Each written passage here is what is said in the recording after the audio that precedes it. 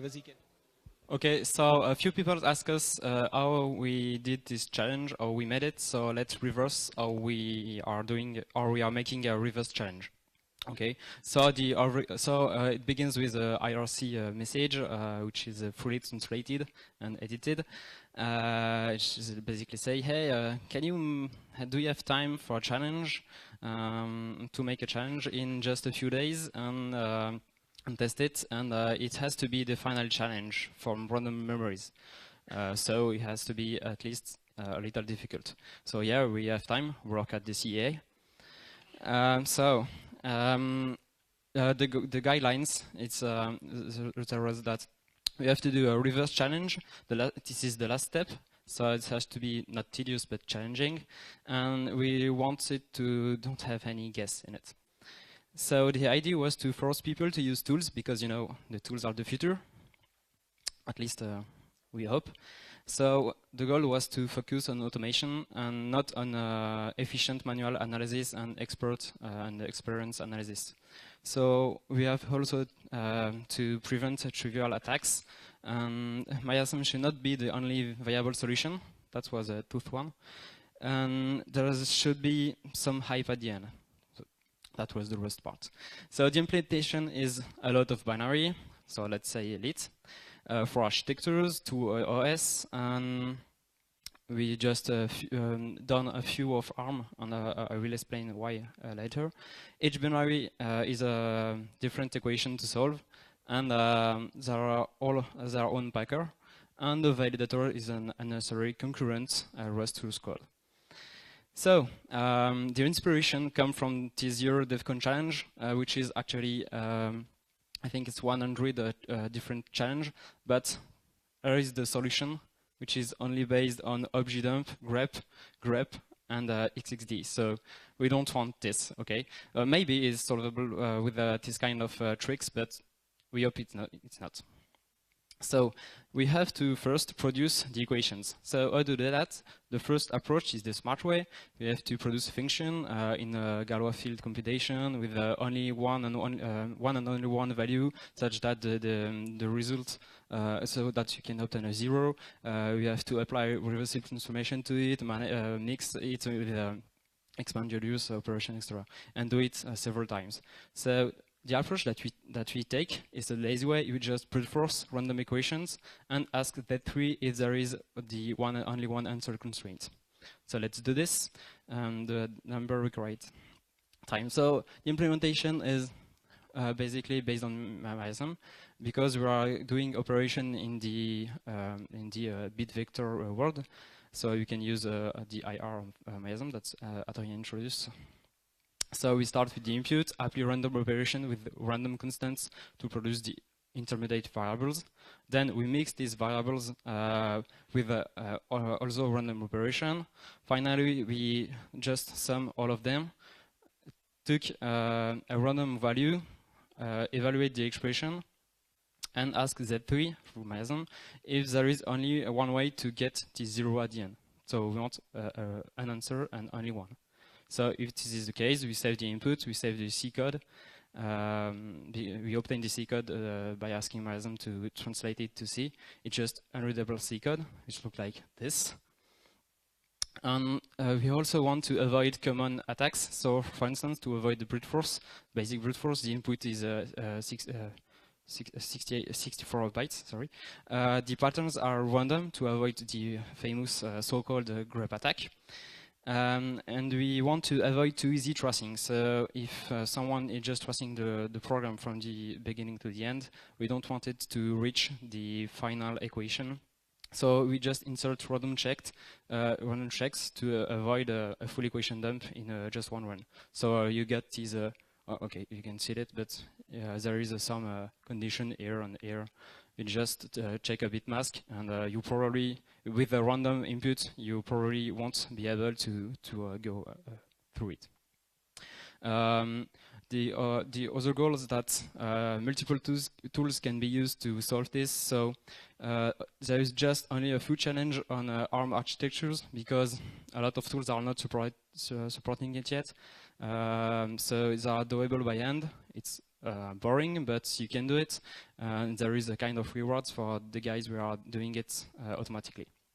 We don't add float, we don't use too exotic opcodes, no loops, and we think that this challenge is solvable with Triton, Manticore, Anger, Miasm. We actually know that some people, of course, solve it with the Miasm, but there is someone which also solve it with the Anger. There are the solutions which are being presented by Adrien, which is using the symbolic execution with the state splitting.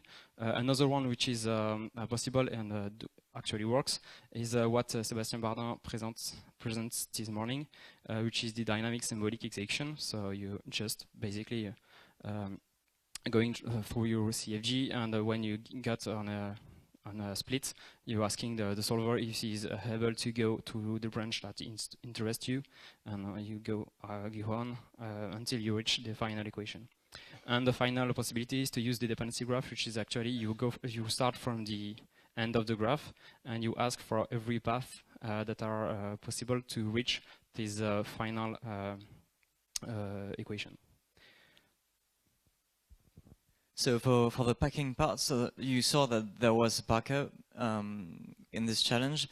We wanted to generate one different packer per binary, so that's 1,000 packers, so we couldn't afford to write them manually, all of them.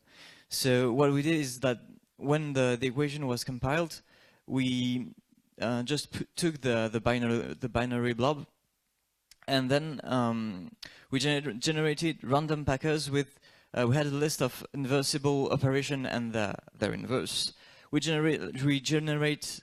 First we pick an operator size because we can apply this operation on 1 byte, 2 bytes, 4 bytes, or 8 bytes, which generates different shapes of code. And then we generate a list of random pairs of instructions that give at the end a packer. And in parallel, we apply the packing instruction on the original blob so that we can have loads of different packers.